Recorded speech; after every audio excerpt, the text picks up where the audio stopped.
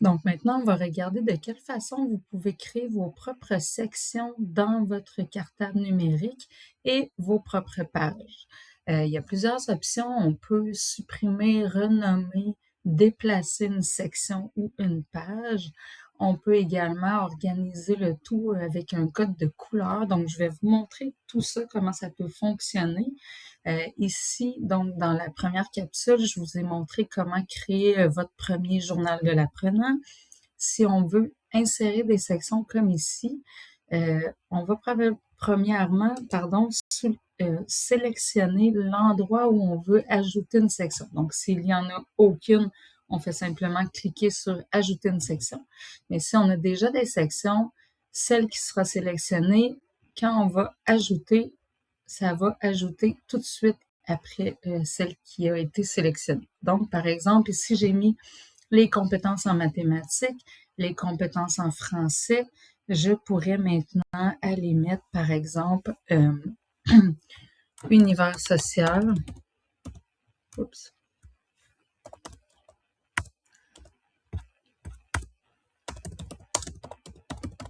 Tout simplement.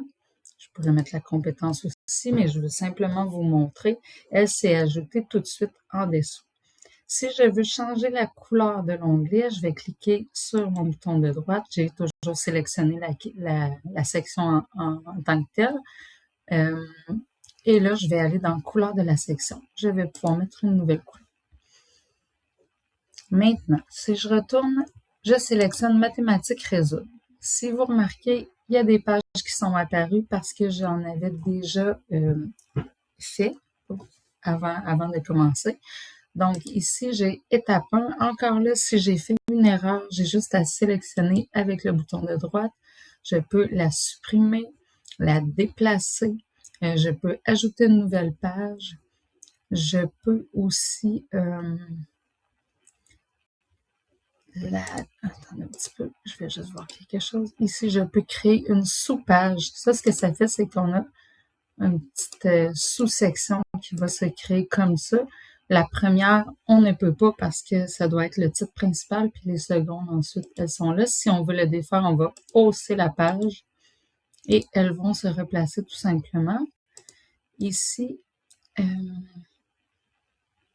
je voulais voir pour la renommer. On dirait que je ne peux pas la renommer, donc je vais la... Ah oui, pour la renommer, en fait, c'est le titre qui est ici. Donc, j'ai simplement à aller modifier, effacer, recommencer. Même chose si ici, je voudrais ajouter message, par exemple. Je pourrais le mettre ici. Message aux parents, à l'élève. Ça pourrait être un onglet rétroaction. Rétroaction étape 1, étape 2. Donc, je peux faire ça également. Maintenant, si j'ai une page de trop, je veux l'enlever, supprimer, supprimer. Voilà. Si, par exemple, je veux ajouter une section en plein milieu ici, bien sûr, je vais sélectionner Ajouter une section, par exemple, idée.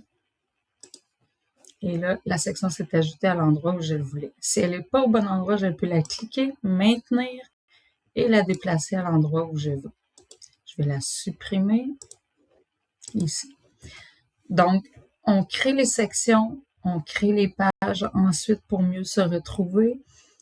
C'est important de savoir que votre organisation doit être facilitante tout au long de l'année scolaire. Donc, il faut décider d'avance si on va faire un cartable par élève. Moi, je vous le conseille fortement parce que le cartable, il peut être après ça partagé. Donc, aux parents, à des professionnels qui gravitent autour de l'élève.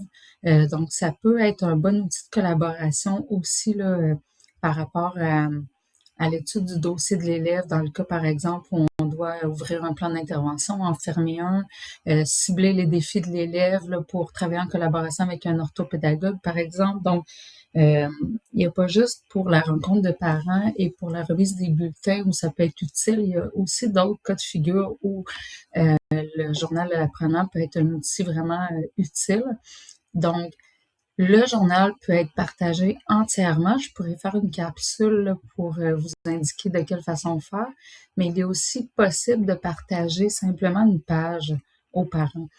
Donc, ce sera quelque chose à vous montrer, mais c'est ce qui fait que c'est intéressant là, d'avoir un journal de l'apprenant par élève. Et quand vous retournez dans votre section OneNote, mais vous avez tous les journaux que vous avez créés. Donc, il serait possible ici de mettre tout simplement vos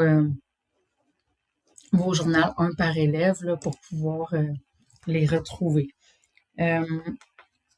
Je vais vous montrer également un modèle dans une prochaine capsule pour que vous puissiez voir un modèle de journal de l'apprenant déjà assemblé avec OneNote pour voir à quoi ça peut ressembler là, dans son entièreté. Donc voilà pour cette capsule.